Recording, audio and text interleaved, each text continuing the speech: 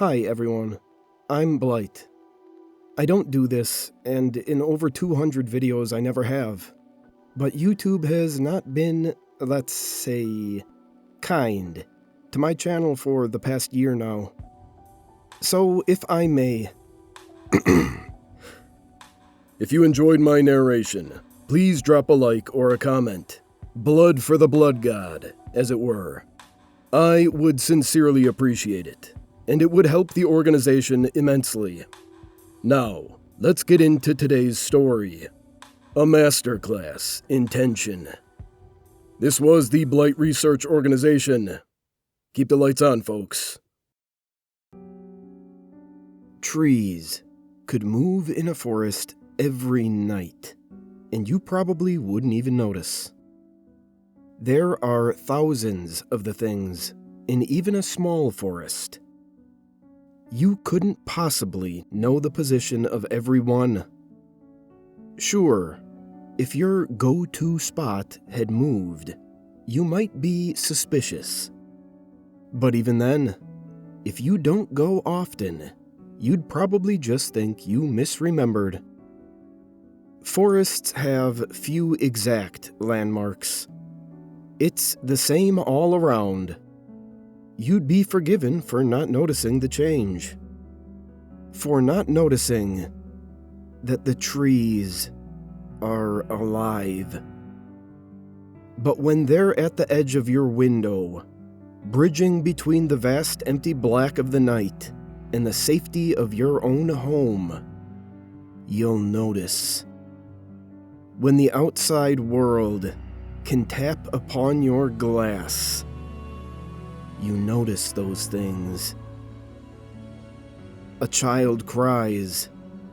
I think I heard a noise at the window. The mother consoles. It's just a branch in the breeze, honey. Go back to sleep.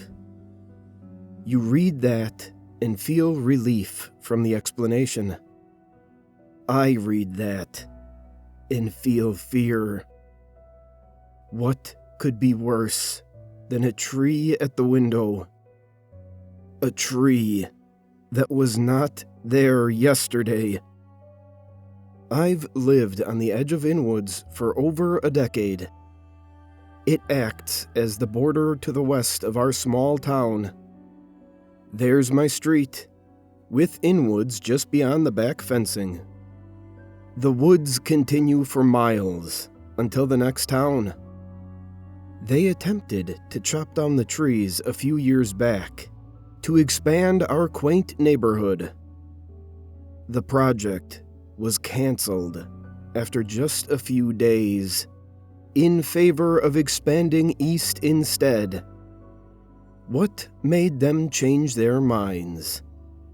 What did they find that made them want to head in the exact opposite direction? They are afraid of something in those trees. Deep within the roots, manifesting in the bark. Perhaps even the leaves themselves, as they gracefully sway unsuspectingly. They have every right to be terrified. We all do. But I wasn't always scared of Inwoods. Quite the opposite, actually. I had a friend. Her name was Emily. We used to play in the woods often as children, climbing the trees, building dens. Nobody knew that place like us. If trees had moved back then, we'd have known about it. I wish I could still hold on to those memories fondly, but knowing what I know of the woods now, I cannot, in good conscience, look back and smile. One memory does stick out in particular, though. A special destination that I always held near and dear to my heart. A few minutes' walk through the woods, staying on the dirt path, and keeping to the clearings. There's a big tree. It stands alone, proudly, as if there is something different about it. A forest, by definition, is a large group of trees, but this one didn't feel like part of it. It was a tree in a forest, yes, but it was not a part of the forest it resided in. This was its own thing. It was special. It quickly became our go-to spot. And one day, we marked it as our own by carving our initials into the bark. W.E.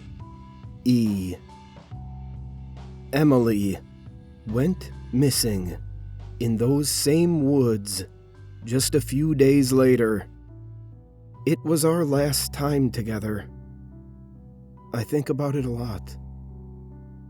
I was 12 at the time.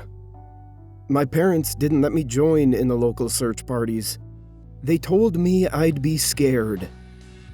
I convinced them to let me join just once, and my reaction to what I saw seemed to prove them right. They thought it was a sign of my trauma, but it wasn't. It was the cause. The big tree was gone. Where our initials, once etched into a monument of nature itself, was now nothing. Emptiness. Of course, nobody knew the woods like me and Emily. Trees don't move, everyone told me. You're scared. It's okay, we all are, but trees don't move. It only took me 14 years to prove them wrong.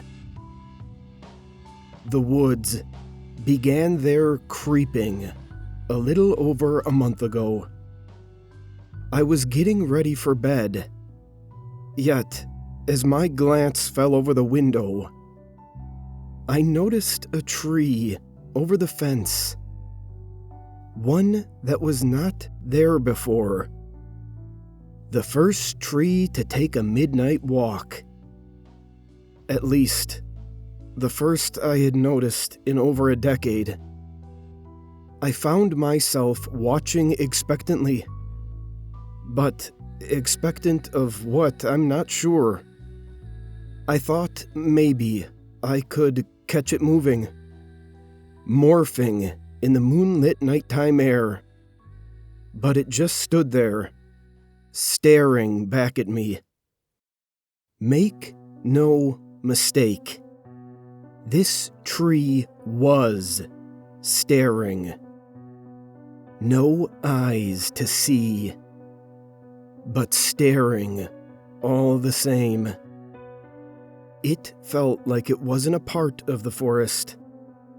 A tree in a forest that it does not belong to is a curious thought to some, but a feeling I'm used to. Every night, when I went to bed, I would look out the window. More and more trees from the forest seemed to inch closer to my property. Each time, they stopped feeling like a part of the woods.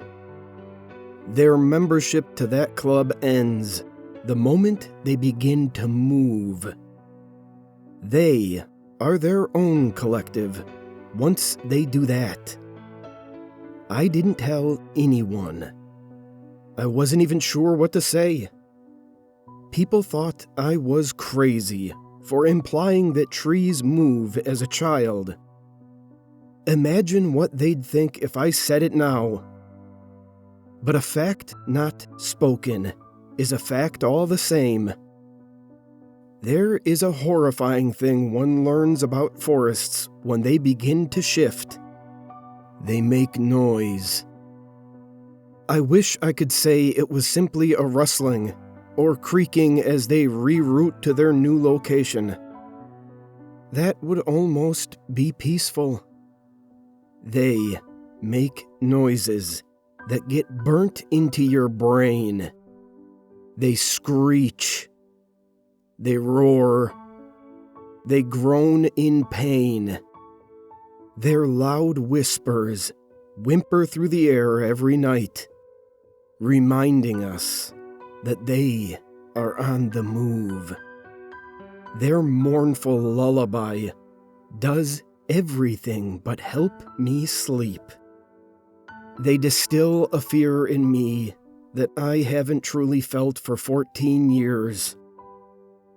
I knew this was connected to Emily's disappearance all that time ago.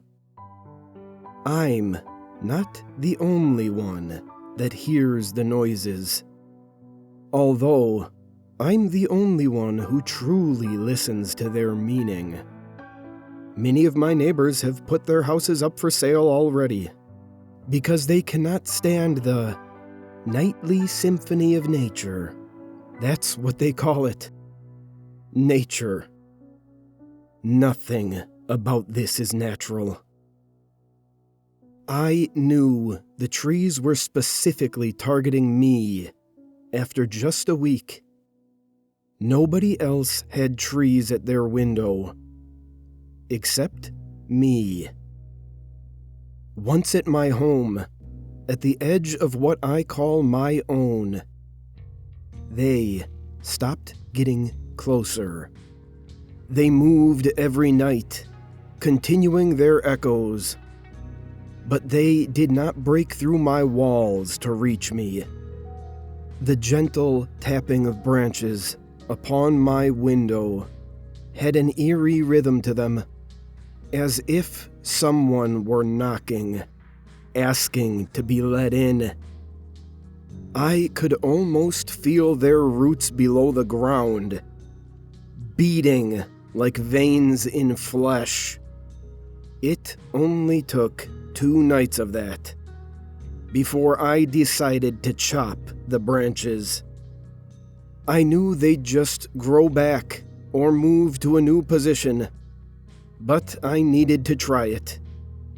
That's when I discovered why the expansion of our town was canceled. Blood dripped from the branches as I cut them. This was not sap. This was red, oozing blood. It smelt metallic, and groans could be heard from deep within the forest with every chop of my tools. I had become the conductor of this symphony. For every chop, a loud, horrific screech echoed throughout the woods. It only took 5 before I couldn't continue. You may have noticed that I haven't referred to it as Inwoods for a while. That's because, as far as I'm concerned, this is no longer Inwoods. There is not a single tree that remained in its spot. They have all chosen to disconnect themselves from Inwoods by moving inwards towards our town and my life. I'd considered selling with my neighbors, but despite all the new questions I had, this was the closest I had ever come to answering Emily's disappearance. Last week, I had a dream. I hadn't dreamt in a while, or even slept much for that matter. I dreamt of Emily, now as an adult, playing among the trees. We had gone into the woods together to remind ourselves of our childhood. Isn't this fun? Emily spoke with an unclear voice in this dream, almost groans, but I could still understand her. This is, I said, vaguely aware of the real world, acutely knowing that I was sleeping. I just wish you could really be here. Perhaps I never left. Perhaps I've been trying to find my way back to you." We stared at each other before she spoke again. "Perhaps you can join me." I jolted awake to the sound of tapping at my window and the distant choir of the forest. Yet, something about this tapping felt different. Almost more excited than usual. It scraped along my window after each one, as if no longer asking to come in, but instead to invite me outside. I peeked through the window. Many of the trees had moved away from my home. Only one was right outside.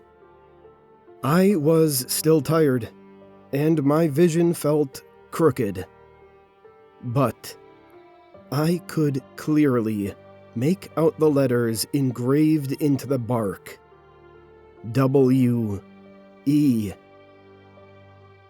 For a second, I felt calm. I felt the fear of the past 14 years drift away. "Emily?" I spoke aloud. The forest responded with whispers that felt more gentle this time. I made my way downstairs and out the back of the house. I walked right up to the big tree and placed my hand over the initials. For just a moment, there was peace. The groans stopped, as did the tapping of the window. I felt a pressure tightening in my hand, at the surface of my palm and fingertips. The creaking sound came not from the forest, but from this very spot on the big tree. It was growing around my hand. It wanted me to join it. It wanted me to become part of the woods. My veins tangling with the roots, my thoughts tangling with the leaves. I pulled away, bits of skin tearing from the outer layers of my hand. The pain I felt was shared. The creaking returned to the forest, louder than I had ever heard it. The forest is not Emily. Emily would not have put me in a position like that. She would not ask me to give up my life to become something I am not. I believe the woods have tangled with Emily's memories. That which she was fond of is now what the trees are fond of. Pieces of her mind scattered across Inwoods the day she vanished. But her soul is not there. A collective network of trees have been given the gift of thought. And it is terrifying